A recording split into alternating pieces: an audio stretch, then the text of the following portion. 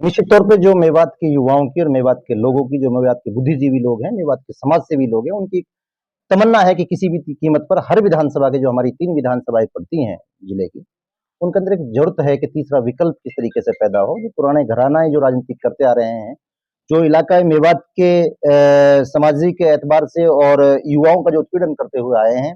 जिन युवाओं को ज़रूरत है, जिन युवाओं के लिए विधानसभा के अंदर उनके आयाम स्थापित करने के लिए आवाज़ उठानी चाहिए, उन युवाओं के पास में आज मेवात के ये नेता नारा लगवाने का जो काम करते हैं, जिस तरीके से मेवात के भविष्य के साथ ये खिलवाड़ कर रहे हैं, बहुत ज़्यादा आवश्यकता है किसी भी कीमत पर तीसरा विकल्प ज़रूर चाहिए मेवात के अंदर। और मैं तो कहता हूँ न्हू के अंदर ही नहीं, हर विधानसभा के अंदर तीसरे विकल्प की ज़रूरत है। और मैं तो ये मानता हूँ, अभी मेरे को इदरीस भाई की गोरवाल जी की बातों से कुछ ऐसा लगा इनकी शब्दावली से कि अगर इमरान साहब यहाँ से चुनाव लड़ने की बात करते हैं न्हू विधानसभा से, देखो चुनाव की परिस्थितियां होती हैं। जब नौचम ने पुन्हाना से चुनाव लड़ा, पिछला जो चुनाव लड़ा, उसके अंदर पराजित होने का काम हुआ और उसके बाद में परिस्थितियां इस प्रकार से बनी कि कामा में जाके जब उसने फाइट किया तो वहां से चुनाव निकालने का काम किया। चुनाव की परिस्थितियां होती है। अगर इदरीस भाई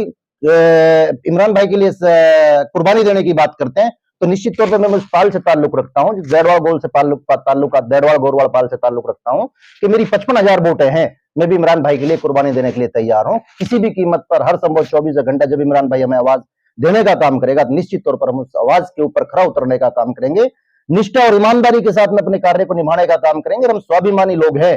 हम स्वाभिमान के साथ जीने वाले लोग हैं। अगर हमारे स्वाभिमान के साथ कोई खिलवाड़ करेगा तो निश्चित तौर पर तीसरा विकल्प इसी विधानसभा के ये जो 2024 का चुनाव होगा, इसी के अंदर तीसरा विकल्प निकल कर आएगा और निश्चित तौर पर एक ऐतिहासिक जीत दर्ज करा करके चंडीगढ़ परचम लहराने का काम करेगा। जो जीत इतिहास के स्वर्ण अक्षरों में दर्ज होगी, जब जब इतिहास पढ़ा जाएगा, जब जब नुहू का जिक्र होगा कि जब नुहू के युवाओं ने तीसरे विकल्प को यहाँ पैदा किया और ऐतिहासिक वोटों से जीतकर परचम चंडीगढ़ लहराने का काम किया, निश्चित तौर पर इतनी बड़ी जीत दर्ज करा कर जाएगा कि पहली ही जीत के अंदर कैबिनेट मंत्री बनकर आना कोई बड़ी बात नहीं। निश्चित तौर पर दरअसल क्या है कि जो परिस्थितियां रही आज तक हमारे गोत्रपाल को एक धोखे के साथ में एक इस तरीके से उनको गुमराह कर करके और उनकी वोटों को ठगने का काम किया गया। बाकी अब हमारा दैरवाल गोरवाल का युवा और तकरीबन सारा समाज, छिरकलोत हमारे साथ लगती है, ग्वाड़िया पाल हमारे साथ लगती है, सहरावत पाल हमारे साथ लगती है, तकरीबन जो हमारी चौधर में जो पाले लगती हैं, निश्चित तौर पर हमारा युवा अब जाग चुका है, ये तय कर चुका है कि किसी भी कीमत पर एक तीसरा विकल्प पैदा करना है। बिल्कुल हमने इमरान भाई की रोशनी में डाला है। वो अलग बात है कि इमरान भाई चुनाव लड़ेंगे या नहीं लड़ेंगे, वो आगामी परिस्थितियां बताएंगे, गर्व की बात है। बाकी हमने उसके सामने एक रखा है कि अगर आप लड़ना चाहो तो हम कुर्बानी देने के लिए तैयार हैं। मैं और इदरीस भाई इमरान भाई के लिए कुर्बानी देने के लिए तैयार